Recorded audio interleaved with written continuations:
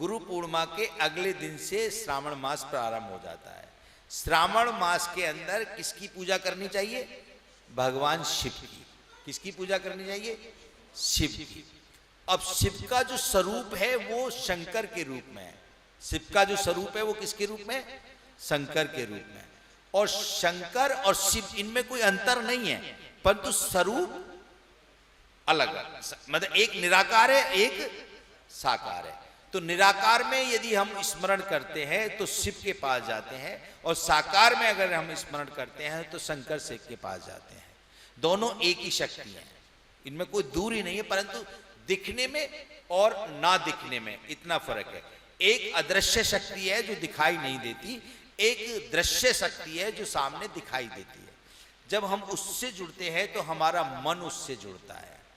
आप देखिए शिवलिंग की विशेषता, जब आप शिवलिंग के नजदीक जाएंगे, कहीं पे भी कहीं का भी शिवलिंग देख लीजिए, उसकी छवि एक सी होगी, वो एक सही होगा। शिवलिंग एक ही आकार में होते हैं, छोटा बड़ा हो सकता है, मगर शिवलिंग की जो थीम है वो बिल्कुल एक आकार की होती है। वो कहीं पे भी आप पूजन करें। अब कैसे करें कि भगवान शंकर हमको कष्ट मुक्त कर दें? कैसे करें कि भगवान शंकर हमारी मनोकामनाओं को पूर्ण कर दें? हर व्यक्ति के अंदर जिज्ञासा है, हर व्यक्ति के अंदर ज्ञान की लालसा है कि मुझे ज्ञान मिल जाए, मेरे कार्य हो जाए, मेरा उद्धार हो जाए। तो या तो आप किसी गुरु की कृपा के पात्र बने तब आपका उद्धार हो सकता है, या आप भगवान शंकर की कृपा के पात्र बने तब आपका उद्धार हो सकता है। तो गुरु के विषय में मैंने आपको समझाया, भगवान शंकर के विषय में थोड़ा प्रकाश डालते हैं। भगवान शंकर की जब आप उपासना करें तो भगवान शंकर को आप बेलपत्र चढ़ाएं। क्या चढ़ाएं? बेलपत्र। बेलपत्र 3 पत्तियों वाला। कितनी पत्तियों वाला? 3 पत्तियों वाला। 3 पत्तियों वाला क्यों?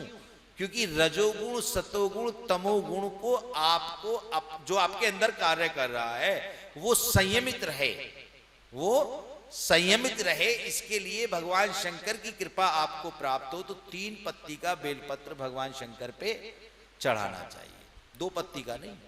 और खराब बेलपत्र नहीं हो। पूजा करने में बहुत विधान है, कर्मकांड करने के बड़े नियम है। भक्ति का कोई नियम नहीं है, मगर पूजा जब करते हैं तो उनके बहुत नियम है। तो बेलपत्र साफ हो, बहुत सुंदर हो, अच्छा हो, साफ किया हुआ हो, उसको आप भगवान शंकर पे चढ़ाएं। और ये विशेष ध्यान रखें आचार्य लोग, आप लोग, कि मैंने ये देखा बेलपत्र जब चढ़ाते हैं तो कोई कोई आचार्य उसको उल्टा रखवा देते हैं। बेलपत्र को कभी भी उल्टा नहीं चढ़ाना चाहिए, बेलपत्र को हमेशा सीधा चढ़ाना चाहिए। बेलपत्र साक्षात लक्ष्मी का संकेत है। बेलपत्र साक्षात लक्ष्मी का संकेत है, भगवान को प्रसन्न करने का साक्षात माध्यम है। जैसे मैं उदाहरण के लिए बता देता हूं, एक बार नारायण ने भगवान को जब पुष्प अर्पित किए तो पुष्प जब कुछ कम रह गए तो नारायण ने अपनी आंख को कहा कि ये भी मेरे पुष्प हैं, तो निकालने की कोशिश की तो भगवान प्रकट हो गए। ऐसे ही एक बार माँ भगवती लक्ष्मी जी ने भगवान शिव को की पूजा करने के लिए पुष्प अर्पित करने शुरू किए। तो नित्य प्रतिदिन जब वो पुष्प चढ़ाती थी 1100, तो उनमें एक बार 2 पुष्प कम रह गए, 2 पुष्प कम रह गए। तो उनको स्मरण हुआ कि भगवान नारायण ने तो नेत्रों को चढ़ाया था, मगर भगवान नारायण ने जब मेरी सुंदरता का वर्णन किया था तो मेरे स्तनों को पुष्पों से तुलना की थी। तो मां भगवती ने स्तन को भगवान शिव पे चढ़ाया, तो भगवान शिव प्रसन्न हुए। तो भगवान ने उस स्तन को बेलपत्र में कन्वर्ट किया, त्रिगुणात्मक। त्रिगुणात्मक।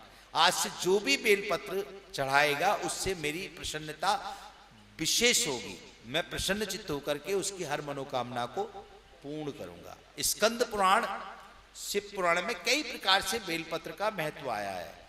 मैंने बेलपत्र को आपको ये समझाने का प्रयास किया है कि आप बेलपत्र चढ़ाने से आपको क्या मिलेगा, क्योंकि प्रत्येक व्यक्ति के मन के अंदर 2 चीजों की विशेषता है। प्रत्येक व्यक्ति अपने मन में 2 चीज धारण किए हुए है। एक तो ये उसके मन के अंदर भाव है कि मैं स्वस्थ रहूं, क्योंकि जो स्वस्थ है वो मस्त है, और जो मस्त है वो व्यस्त है। जो स्वस्थ नहीं है वो मस्त नहीं है, और जो मस्त नहीं है वो व्यस्त नहीं है। तो इसलिए स्वस्थ रहना अति आवश्यक है हर व्यक्ति के मन में। और दूसरी आवश्यकता उसको ये है कि मेरे घर में धन रहे, मेरे घर में धन रहे।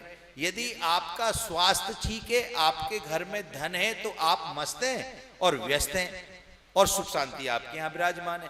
तो इसलिए आप जब भगवान शंकर की पूजा करें, ये श्रावण मास ऐसा मास है कि इस पर भगवान शिव शिवलिंग के रूप में पृथ्वी पर साक्षात विराजमान रहते हैं। इस समय का एक एक क्षण, इस समय का एक एक मिनट आपका जो पूजन का है, वो मिनट आपका बहुत महत्वपूर्ण है। आप भगवान शंकर से स्वयं जुड़ रहे हैं, साक्षात जुड़ रहे हैं। बोलिए सच्चिदानंद भगवान की जय। तो आप ये स्मरण रखें, बेलपत्र चढ़ा करके फिर भगवान शंकर पे जल चढ़ाएं।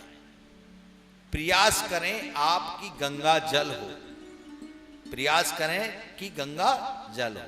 ऐसे गंगा जल, गंगा मैया तो भगवान शिव की जटाओं में विराजमान है। तो जब जटाओं में विराजमान है तो हमें अर्पण करने की क्या आवश्यकता है?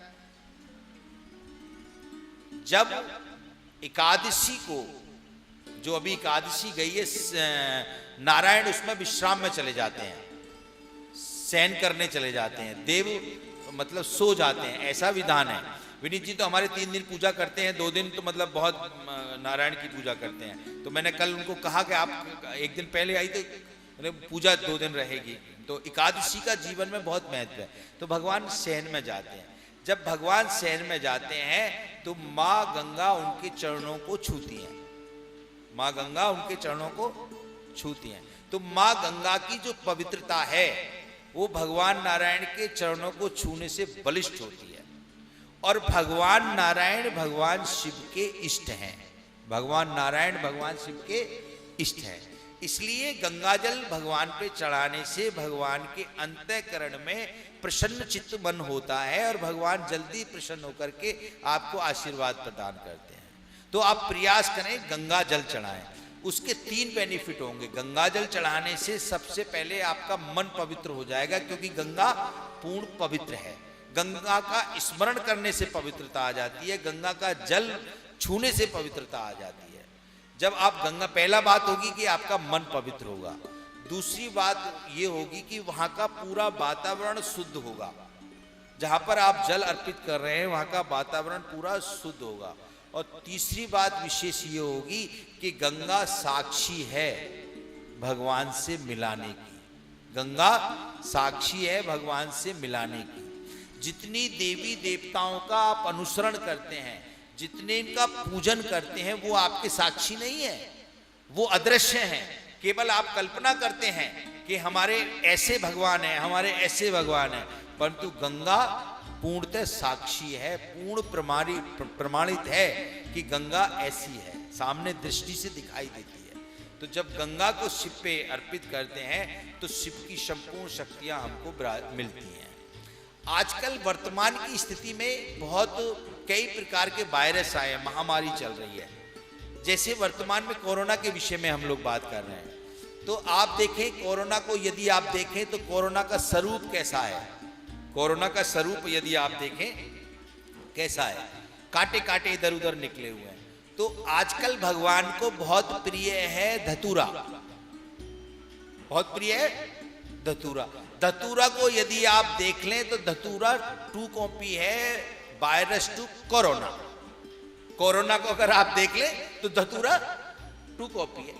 यदि आप बिल्कुल आप देख, धतूरा वायरस की 2 कॉपी है। यदि आप अपने मन को शुद्ध करते हुए, मन में ईश्वर को धारण करते हुए एक धतूरा भगवान शिव को अर्पित कर दें, तो मैं ये विश्वास के साथ कहता हूं कोरोना आपके नजदीक नहीं आ सकता। बोलिए सच्चिदानंद भगवान की जय। क्योंकि आप जब बीमार हो जाते हैं तो आप महामृत्युंजय का पाठ कराते हैं। किसका पाठ कराते हैं? महामृत्युंजय का। तो महामृत्युंजय भगवान शिव के मंत्र हैं, परंतु अब आप भगवान शिव को स्वयं, जो उनको बहुत प्रसन्न, मतलब जो बहुत प्रिय है, वो आप अर्पित करेंगे तो आप बिल्कुल स्वस्थ रहेंगे। ऐसा शास्त्र बोलते हैं, ऐसा विधान है पूजा का, अर्चना का, महापुरुषों का। तो आप एक तो बेलपत्र के विषय में मैंने बताई, बेलपत्र सीधा चढ़ाना चाहिए और 3 पत्तियों वाला चढ़ाना चाहिए। और कोशिश करें कि वो पत्तियां पकी ना हो। कैसी ना हो? पकी ना हो, कोमल पत्तियां हो, जिन कोमल पत्तियों में रस ज्यादा होता है तो एनर्जी, चेतना, शक्ति ज्यादा होती है। जो पत्तियां सूख जाती हैं, जैसे बेलपत्र, तो बेलपत्र औषधि भी है, सूखी पत्तियां कई जगह काम भी आती है। तो ऐसी पत्तियां आप चढ़ाते हैं तो वो आपको श्रेष्ठतम शक्ति प्रदान करेंगे। दूसरे नंबर गंगाजल और तीसरे नंबर धतूरा। यदि आपने भगवान शंकर को धतूरा चढ़ाया तो आपकी सब मनोकामना